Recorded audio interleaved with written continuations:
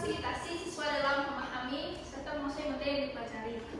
Jadi ini pembukaan tentang materi kita hari ini. Materi pertama yaitu tentang pembelajaran teori yang akan disampaikan oleh para Sulika. Baik, di sini saya akan memaparkan materi tentang pembelajaran teori. Pembelajaran teori dalam pendidikan kejuruan adalah proses pembelajaran yang berfokus pada penguasaan konsep, prinsip, prosedur, dan landasan pengetahuan teknis yang menjadi dasar sebelum siswa melakukan praktik kerja. Pada tahap ini, peserta didik mempelajari bagaimana suatu sistem bekerja, apa saja komponen yang terlibat, standar keselamatan, prosedur kerja, serta dasar-dasar ilmiah yang diperlukan agar praktik dapat dilakukan dengan benar dan aman. Selanjutnya ada pembelajaran praktik.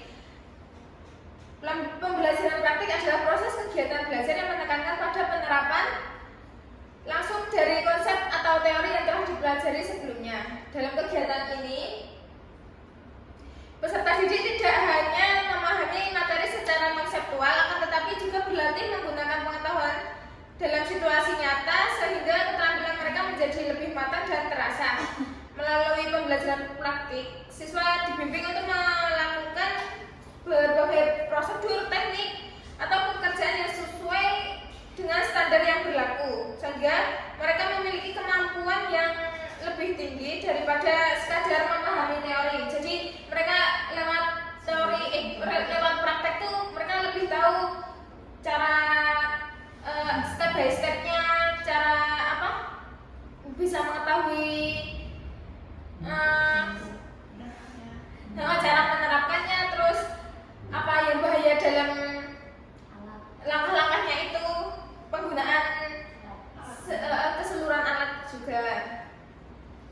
Tujuan utama dari pembelajaran praktek adalah mempersiapkan peserta didik agar mampu menguasai kompetensi teknik dan non teknis, kompetensi teknis dan non teknis yang relevan dengan kebutuhan dunia kerja, sehingga mereka siap menghadapi tuntutan industri dan dapat menjalankan tugas profesional secara mandiri, efektif, dan sesuai dengan prosedur keselamatan. Sekian dari saya. Terima kasih. Saya dari moderator. Yang tadi penjelasan tentang pembelajaran teori dan pembelajaran praktik yang disampaikan oleh Mbak Sulika. Selanjutnya itu tentang apa saja strategi pembelajaran itu, baik itu strategi pembelajaran teori maupun strategi pembelajaran praktik yang akan disampaikan oleh Kak Budi Bestari. Kita dipersilakan. Terima kasih kepada saya.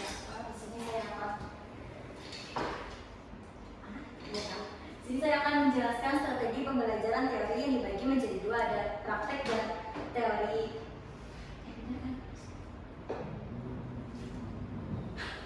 Yang pertama itu ada tutor sebaya, yaitu adalah metode pembelajaran kooperatif yang dimana siswa lebih mampu membantu teman yang kesulitan. Jadi pendekatan ini meningkatkan komunikasi, keberanian berbicara dengan lawan jenisnya atau lawan pembicaraannya seperti teman sebaya itu.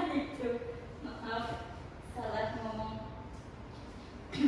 Jadi sementara guru berperan sebagai fasilitator yang mengarahkan proses belajarnya dari tutor sebaya. Jadi nanti tuh kan kalau misalnya siswanya tidak paham dari penjelasan guru, ada teman lainnya bisa membantu menjelaskan lagi kepada temannya yang agar lebih paham gitu, karena mungkin mereka sesama gitu, ibaratnya sesama anak tunagrahita, jadi tahu kemampuannya seperti apa gitu loh.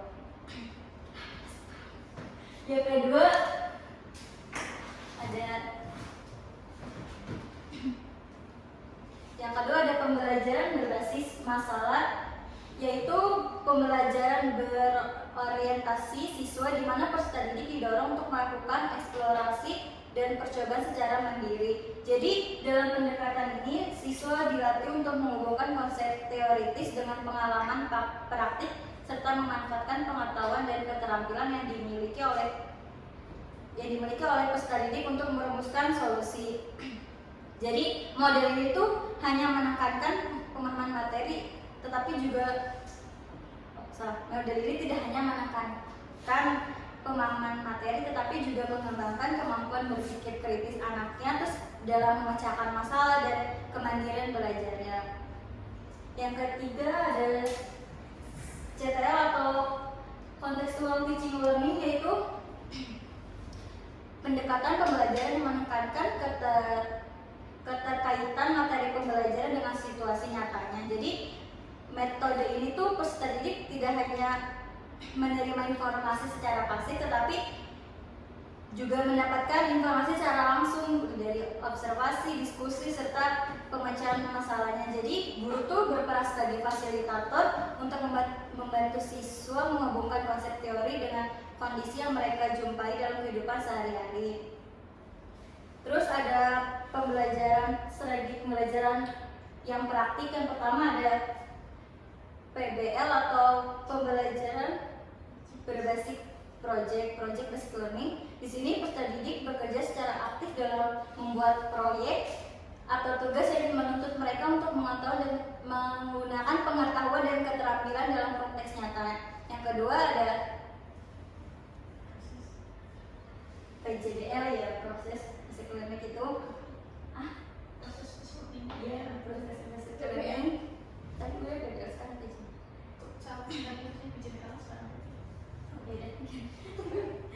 Ya, ini fokus pada pemahaman proses atau langkah-langkah yang diperlukan untuk mencapai tujuan tertentu seperti eksperimen ilmiah atau proses pembuatan produknya kayak pembuatan karya kayu ini.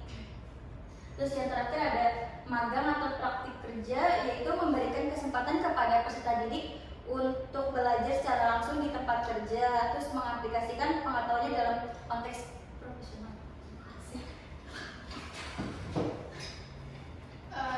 Terima kasih kepada Rika atas penjelasan tentang strategi pembelajaran teori dan praktik. Selanjutnya tentang perbandingan pembelajaran teori dan pembelajaran praktik yang akan disampaikan oleh Asia Nurul Hasanah. Pada Asia, dipersilakan.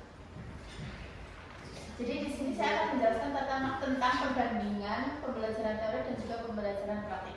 Jadi segi aspeknya pada efektivitas pembelajaran teori ini memperkuat pemahaman konsep, analisis, dan berpikir kritis. Kayak misalnya tadi yang dijelaskan oleh Vika memakai tutor sebaya dan juga PPL dan juga CTL.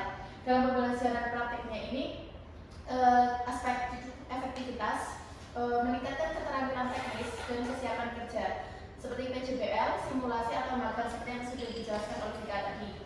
Dalam pembelajaran teori, konteksnya ini pembelajaran teori digunakan di dalam kelas untuk memahami teori yang sudah disampaikan oleh guru dan juga konsep dasar sebelum mereka melaksanakan pembelajaran praktik. Nah, di pembelajaran praktik ini konteksnya dilaksanakan di bengkel atau terjun langsung ke lapangan dan juga menerapkan teori yang sudah dipelajari ini secara nyata. Nah, pembelajaran teori dalam aspek tantangan ini konsep bisa abstrak, butuh media yang menarik dan juga perbedaan kemampuan siswa. Dalam pembelajaran praktik, tantangannya ini membutuhkan alat, biaya, fasilitas, dan pengawasan keselamatan tinggi. Nah, jadi perbandingan yang signifikan itu kalau pembelajaran teori ini ada di dalam kelas, terus juga belajar konsep dasar dan juga teori sebelum diaplikasikan atau dilaksanakan di pembelajaran praktik atau di lapangan gitu ya, secara nyata. Sekian dari saya akan kembali ke moderator. Terima kasih kepada Asia. Selanjutnya itu yang strategi kita pilih untuk pembelajaran teori karya kayu bagi tunagrahita. Nah, jadi di sini kita memilih strategi pembelajaran kontekstual untuk pembelajaran teorinya karena tadi kan sudah dijelaskan kalau pembelajaran kontekstual itu jadi menekankan pembelajaran, menghubungkan pembelajaran dengan kondisi nyata. Jadi dengan adanya kontekstual ini, dengan strategi ini, siswa memahami teorinya itu dengan membayangkan atau menyambungkannya ke lapangan gitu. Misal nanti guru memperlihatkan alat-alat apa saja untuk pembelajaran vocational karya kayu